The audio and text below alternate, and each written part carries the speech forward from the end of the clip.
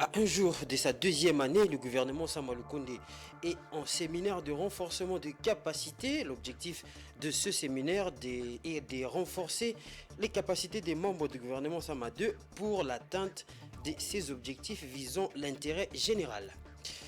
Et puis, 153 millions de dollars américains, c'est le montant que le FMI va bientôt décaisser en faveur de la Tanzanie. Cette nouvelle tranche annoncée intervient alors que le FMI note une évolution positive des réformes structurelles que le pays a amorcées. Voilà tout pour les titres, mesdames et messieurs. Bonsoir et bienvenue à cette session d'information. Les chefs spirituels de l'église kimbanguiste remercient le président de la République pour avoir décrété la date du 6 avril comme journée fériée et payée sur toute l'étendue de la RDC. Il a adressé ses remerciements lors d'une audience que le chef de l'État lui a accordée à la cité de l'Union africaine.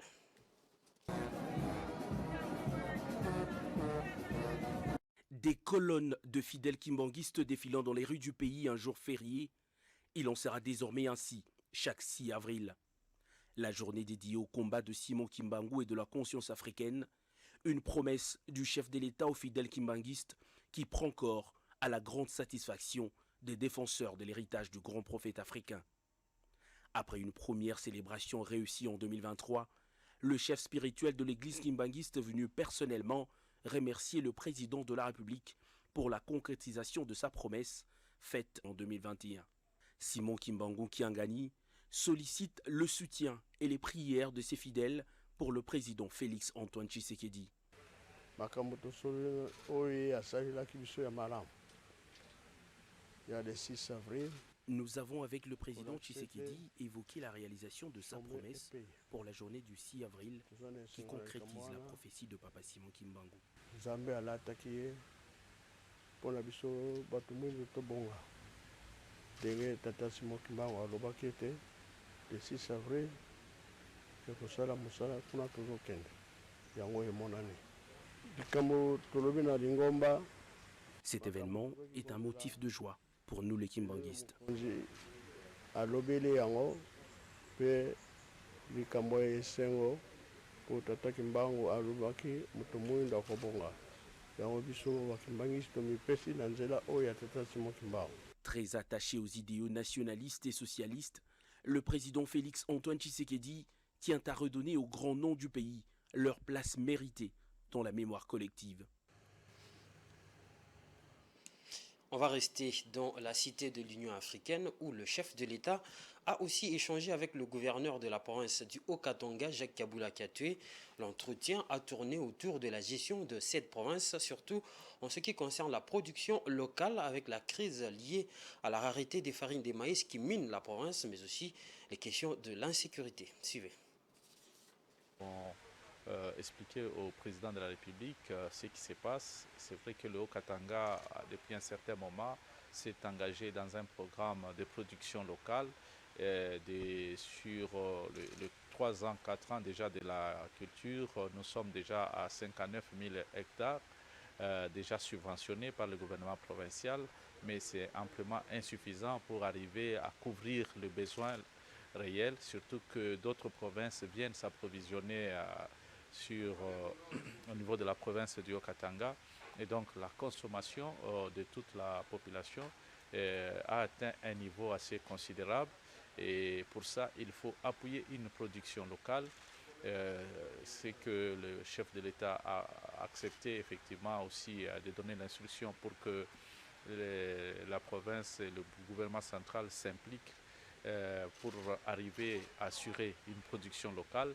Mais dans l'entretemps, comme il y a un problème de pénurie et que nous devons recourir à l'extérieur, aux pays voisins, et donc il y a des mécanismes qui sont mis en place pour que nous puissions arriver à décanter la situation en attendant que notre production que nous avons subventionnée soit notre récolte soit déjà effective. Depuis un certain temps, nous avons tous constaté que la paix a été totalement, la sécurité a été totalement dérangée et les gens à un certain moment n'arrivaient pas à bien passer nuit Nous avons pris des dispositions pour renforcer la sécurité ainsi que par les éléments de FARDC ainsi que de la garde républicaine qui, évidemment, aux côtés de la police, qui assure depuis un certain moment la sécurité de la ville. Et nous avons constaté qu'il y a quand même des résultats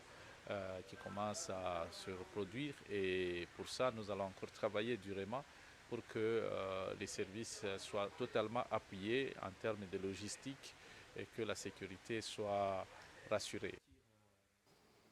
Il faut dire que dès demain, un séminaire de gouverneurs va être lancé ici à Kinshasa avec la participation de tous les 26 gouverneurs des provinces de la République démocratique du Congo. Je l'ai dit à l'entame de ce journal, le Premier ministre Sama Lukonde a ouvert mardi au Fleuve Congo Hôtel le séminaire de renforcement des capacités des membres du gouvernement pour mener à bon port la vision du chef de l'État Félix Tshisekedi, le chef des Warriors, réuni pendant 2 jours, toute son équipe, la veille de la deuxième année de la validation de son équipe gouvernementale au Parlement, suivait le Premier ministre qui revient sur l'importance de ce séminaire dans son discours d'ouverture.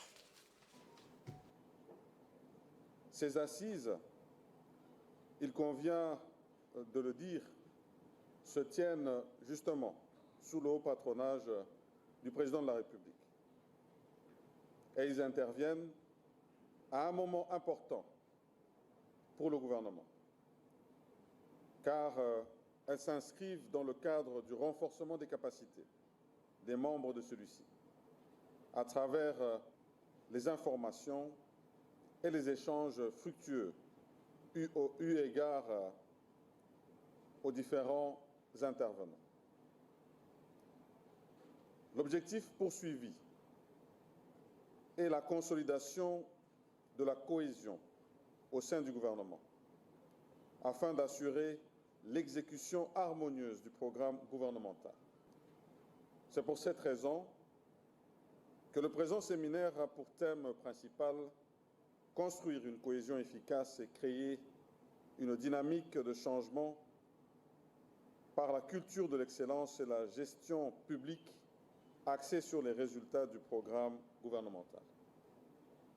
C'est aussi un moment d'échange entre les différents membres du gouvernement dans le cadre du travail commun que nous menons pour l'accomplissement du programme du gouvernement. J'espère donc que les exposés qui seront présentés par les différents intervenants mettront en évidence les principes et les règles qui garantissent la cohésion et l'exécution du programme gouvernemental. Exécution basée aussi sur la gestion du temps. Ainsi, je déclare ouvert ce séminaire gouvernemental qui va se tenir pendant ces 2 jours, c'est-à-dire du mardi 25 au mercredi 26 avril 2023. Je vous remercie. On va rester au gouvernement, mais cette fois-ci avec le vice-premier ministre en charge de l'Intérieur, Peter Kazadi, qui a échangé avec l'évêque général de Dokamba, représentant de la plateforme des 6 confessions religieuses. Au menu de la rencontre, la question de la sécurité sur l'ensemble du territoire national. Aussi, l'évêque a fait savoir que la rencontre avec le vice-premier ministre est en prélude d'une autre entre Maître Peter Kazadi et l'ensemble des dirigeants de la composante confession religieuse. Rachel Misenga pour les commentaires. L'objectif de cette rencontre entre le numéro 1 de la plateforme des confessions religieuses, le pasteur Dodo Kamba et le vice-premier ministre, ministre de l'Intérieur, Sécurité et Affaires coutumières, Peter Kazadi, était axé notamment autour du dépôt de cahiers de charges de la plateforme des églises de réveil auprès de ces derniers. L'édite plateforme que dirige Dodo Kamba est composée entre autres de 6 confessions religieuses. Ces 10 cahiers a été également présenté aux autres institutions des autorités du pays. Nous, d'abord, ce sont des civilités. Premièrement, depuis ces nouvelles fonctions, on n'avait jamais eu l'occasion de le voir et d'échanger. Et c'est ce qui devait être fait. Et en plus, il est très disposé à collaborer avec toutes les confessions religieuses, surtout pour la sécurité de toute l'étendue de la République. À la sortie de cette audience, le pasteur Dodo Kamba a laissé entendre qu'il conduira aux jours à venir ses collaborateurs des autres confessions religieuses auprès du vice-premier ministre, ministre de l'Intérieur et Sécurité, Peter Kazadi, afin qu'ils échangent autour des grandes questions qui touchent la société congolaise tout entière. D'un ministère à l'autre, la ministre des Mines, Antoinette Samba Kalambaye, a reçu ce lundi une forte délégation de l'ambassade du Royaume de Suède en RDC, conduite par l'ambassadeur lui-même. Les discussions entre la ministre et les diplomates suédois ont tourné autour de plusieurs questions, des priorités communes liées au secteur, entre autres la transition vers et les solutions durables, la transparence dans la chaîne des valeurs dans le secteur minier. Suivons. Une délégation de l'ambassade du Royaume de Suède en RDC chez la ministre de Mines Antoinette Samba Kalambaye ce lundi 24 avril 2023. Conduite par son Excellence, M. l'ambassadeur Henrik Rasbrat, il s'est agi des questions de priorité commune dans le secteur minier, à savoir les solutions et la transition verte, la transparence dans la chaîne des valeurs liées au secteur minier, la coopération au développement à travers des formations des agents et cadres œuvrant dans ce domaine. Ça a été un grand plaisir pour moi de voir Madame la ministre pour échanger sur différentes questions liées au secteur minier. Et on a parlé alors je pense, de priorités communes comme l'importance de solutions durables et solutions vertes, et aussi dans le secteur minier qui a un rôle très important, le secteur minier congolais, pour la transition verte et pour continuer à trouver des solutions durables et des solutions vertes. Et on a parlé aussi un peu des activités et de l'engagement de la Suède en ce qui concerne justement le secteur minier ici en RDC. On a parlé de la transparence dans les chaînes de valeur dans le secteur minier. On note aussi l'engagement de la Suède par l'entremise des entreprises privées fournisseuses d'engins opérant dans le secteur minier. La patronne de mine a pour sa part salué cette initiative combien importante pour son secteur. C'est une maladie qui fait des ravages dans le monde, surtout dans les régions du climat tropical. Le paludisme fait partie des causes principales de morbidité et de mortalité, représentant ainsi 44% de l'ensemble des consultations et de 22% de décès en RDC. À l'occasion de la journée du 25 avril consacrée à la lutte contre cette maladie, Géopolis a donné la parole à un médecin pour en savoir plus, notamment sur la question de la possibilité d'avoir un vaccin. Le docteur Dominique Chibangu est joint ici par Emi Kabea. Le paludisme, c'est une infection causée par la piqûre de la moustique qui inaugure ce que l'on appelle le plasmodium. Et le plasmodium, quand il est dans l'organisme, se développe en plusieurs phases afin de devenir nocif à la personne humaine ou au corps humain. Ce qui entraîne d'abord la phase d'entrée du paludisme qui est asymptomatique, et puis la phase maladie qui est symptomatique, qui se manifeste par, selon la personne, par de fièvre, par de vomissement, par de nausées, par de maux de tête, pour ne citer que cela principalement. Oui, le paludisme en Afrique tropicale surtout, parce que c'est une maladie tropicale, ça a vraiment la plus grande prévalence, c'est-à-dire ça tue, c'est la première infection qui tue dans la zone endémique tropicale où nous vivons. En Afrique, non. Par rapport aux détails statistiques, comme je ne suis pas trop imprégné de ça, mais par rapport à l'Afrique tropicale principalement, c'est 9 sur 10 personnes souffrent ou ont déjà souffert du paludisme. Je suis spécialiste en maladies tropicales. Il y a 2 études qui sont en cours pour l'élaboration de différentes formes de vaccins. Et je sais que jusqu'à ce jour, il n'y a pas encore eu la finalisation par rapport au vaccin, mais je sais que d'après les dernières informations, le vaccin contre le palu est déjà presque à sa dernière formule pour être établi. Autre chose dans ce journal, la communauté Zunana de Babira, section Kinshasa, qui sont les autochtones de la ville de Bunia en province de l'Ituri, vient d'élire son nouveau comité de gestion. À la tête de cette équipe, il y a Deo Tiamouzi, qui a été élu avec 53 voix sur 78 votants. C'était à l'issue de l'assemblée plénière élective tenue à Kinshasa ce dimanche. Stani Samba était là sur place.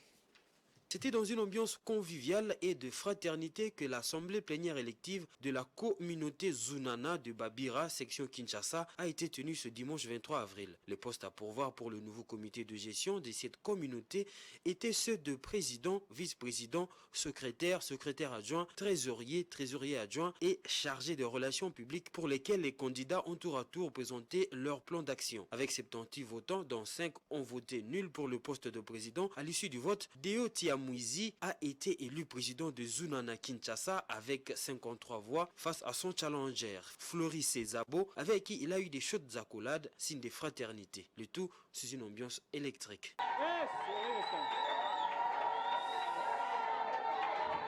Parmi les moments marquants, il y avait aussi la remise du diplôme à la présidente sortante Berthe Silikani Bouzouné, mais aussi la passation du pouvoir caractérisée par la remise des insignes des Zunana. Pour le nouveau président, le sentiment est celui de responsabilité. Un sentiment de joie, mais aussi un sentiment de grande responsabilité, parce que nous avons désormais la charge de conduire la destinée de la communauté. Un sujet de joie parce que vous avez vu comment la salle avait été animée et aussi par rapport à l'ambition que moi j'avais. En tout cas, la touche particulière, c'est la digitalisation de notre gouvernance. Gouverner autrement pour nous ici, ça veut dire quoi? C'est-à-dire gérer la communauté selon les modèles qui exigent l'époque actuelle. Eric Liabou est celui qui a organisé les élections dans une commission créée pour ce faire, la Senzu. À cet effet, il a rappelé les objectifs de cette communauté dite Zunana. D'abord, Zunana Babira, les Bira sont les autochtones de Bunia. Si vous parlez, on ne peut jamais parler de Bunia sans parler des autochtones, donc des Bira. C'est pourquoi nous avons aidé notre communauté à élire de nouveaux comités. C'était ça notre joie.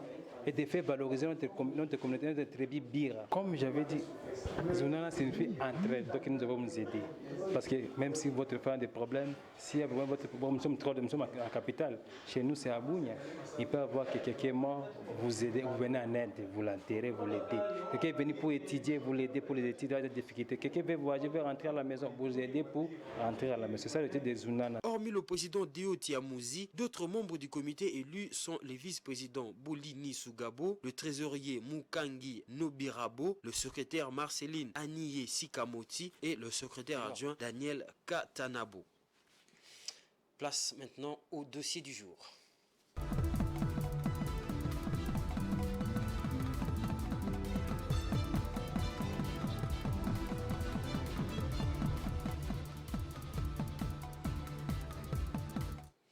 La RDC a un potentiel énergétique énorme qui peut couvrir le besoin en énergie d'une bonne partie de l'Afrique, mais le pays lui-même n'est dessert qu'à hauteur de 9,6% qui ne viennent que des sources hydrauliques. Qu'est-ce qu'il faut pour diversifier les sources énergétiques du pays pour arriver aussi à rehausser le niveau de dessert en électricité au pays? Suivez ce dossier de la rédaction. Pour le décollage économique, agricole et industriel de la République démocratique du Congo, l'énergie reste l'un des moteurs. Au Congo-Kinshasa, les eaux offrent un potentiel exploitable évalué à 100 000 MW répartis sur 780 sites situés dans ces 145 territoires, ce qui représente environ 37% du potentiel total africain et près de 6% du potentiel mondial. Le pays possède en outre d'importantes potentialités en ressources d'énergie renouvelables telles que la biomasse, l'éolienne, le solaire, le biogaz, les biocarburants et d'autres qui ne semblent pas être utilisés alors que les populations sont desservies à hauteur de 9,6%. Ce qui fait qu'à Kinshasa par exemple, il s'observe des coupures intempestives sans fin. Malgré cet important potentiel, il s'avère aussi que la RDC accuse un manque criant des moyens pour développer ce secteur porteur de croissance. Alors qu'à l'époque coloniale, il y avait un document définissant la politique du développement de ce secteur dont les freins est causé par notamment les péripéties politiques. Et je dirais que la plus grande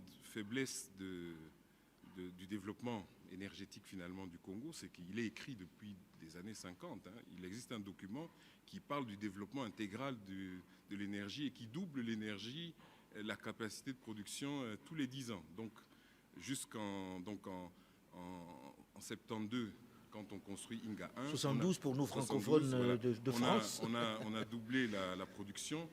En 82, quand on construit Inga 2, qui fête ses 40 ans cette année, on a doublé encore la production et puis ça s'arrête. Non, ça s'arrête parce qu'on rentre dans le tumulte politique de la démocratisation, dans le découplage entre la politique énergétique et la politique industrielle, parce qu'en réalité, l'énergie n'est pas une finalité, c'est un moyen. Fort de ces 2 345 000 km², la RDC n'est alimentée en énergie électrique principalement qu'avec Inga, qui aujourd'hui n'arrive pas à assurer ses missions. Pendant longtemps, le pays a été pris en otage par Inga justement, et on a oublié que Inga ne peut pas résoudre les problèmes d'électrification de la RDC. Je reconnais les potentiels de Inga, je reconnais ce qu'il est une bénédiction pour la RDC et pour toute l'Afrique, mais Inga ne peut pas régler les problèmes de l'électrification de la RDC en profondeur.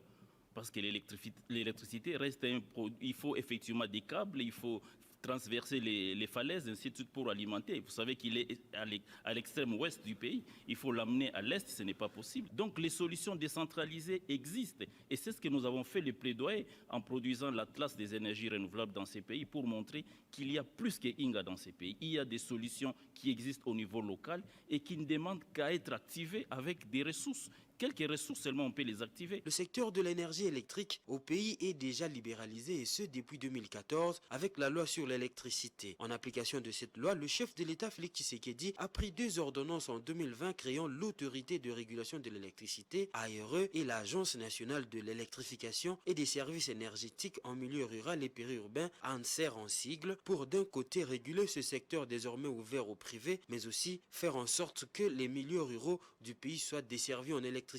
D'où la nécessité de créer un environnement propice en vue d'encourager l'investissement privé dans ce secteur, mais aussi pour booster entre autres l'agro-industrie, un des gages d'une véritable diversification économique de la RDC. Mais du côté de l'État, plusieurs projets sont en cours pour résoudre le déficit énergétique dans le pays, notamment le barrage Kakobola, Katende, Inga 3 et bien d'autres. Mesdames et messieurs, l'actualité c'est aussi au-delà de nos frontières.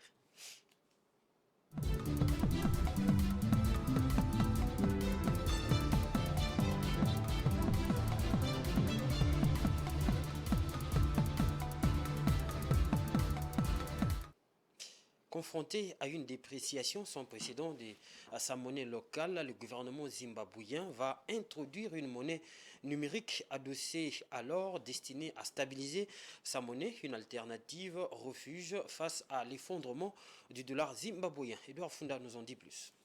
Pour stabiliser la monnaie locale de sa dépréciation continue par rapport au dollar américain, le Zimbabwe prévoit introduire très prochainement une monnaie numérique adossée sur l'or. C'est ce qu'a annoncé récemment le gouverneur de la Banque centrale John Mangodia. Cette devise pourra être échangée légalement contre des dollars zimbabwéens pour se protéger contre la volatilité des taux d'échange. À en croire le patron de l'Institut d'émission zimbabwéen, l'introduction des pièces d'or va inciter les habitants à se détourner du dollar américain, devenu une valeur refuge face à l'effondrement du dollar zimbabwéen. Rappelons que les pièces d'or Mosi Watunya avaient été créées en 2022, pouvant être utilisées comme une monnaie d'échange. Pour les médias locaux, bien que la spirale inflationniste soit désormais mondiale, la situation du Zimbabwe était déjà sur la mauvaise pente avant la pandémie et le conflit entre la Russie et l'Ukraine. Ici, la hausse des prix n'a rien de nouveau, ni rien de comparable à ce qui se passe ailleurs. FMI en sigle a annoncé dans un communiqué publié lundi 24 avril que son conseil d'administration a approuvé le décaissement immédiat d'une nouvelle tranche de près de 153 millions de dollars américains en faveur de la Tanzanie, tout en soulignant le bon progrès dans la mise en œuvre des réformes structurelles dans ce pays d'Afrique de l'Est. Une fois de plus, Edouard Funda. L'institution a fait état de bons progrès dans la mise en œuvre des réformes économiques, tout en recommandant à la Banque centrale de se tenir prête à resserrer sa politique monétaire et à permettre une plus grande flexibilité du taux d'échange pour faire face aux chocs externes. Le décaissement de ce nouveau financement se situe dans le cadre de l'accord de facilité élargie des crédits conclus entre Dodoma et le Fonds en juillet 2022. Il portera les décaissements cumulatifs au titre de ces programmes de financement d'un montant global de 1,46 milliard de dollars à environ 304,7 millions de dollars. Le Fonds monétaire international a précisé dans son communiqué que des progrès remarquables ont été réalisés dans la mise en œuvre des réformes accompagnant le programme de financement malgré un contexte économique mondial difficile. L'institution a également estimé que les efforts visant à renforcer la mobilisation des recettes publiques et améliorer l'efficacité des dépenses contribueront à créer la marge de manœuvre budgétaire nécessaire pour financer les investissements prioritaires et des dépenses sociales, tout en préservant la viabilité de la dette. Elle a par ailleurs recommandé à la Banque centrale de se tenir prête à resserrer sa politique monétaire en cas de nécessité et à permettre une plus grande flexibilité du taux d'échange pour faire face aux chocs externes. Qu'est-ce que la presse congolaise a proposé à son public ce mardi 25 avril? Mesdames et messieurs, on va faire place à la revue de presse.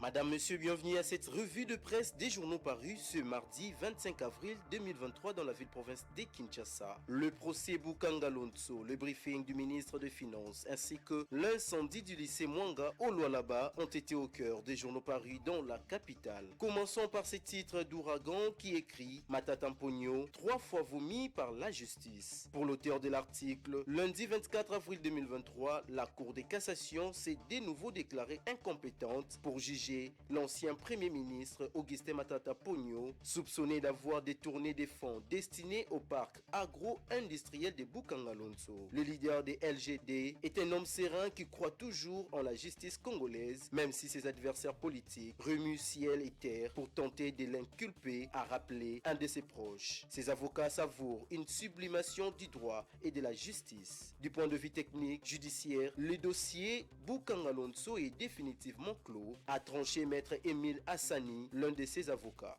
Au journal La Prospérité de s'interroger, la Cour de cassation se déclare aussi incompétente. Matata Mpogno, procès ou début de la fin de l'épreuve.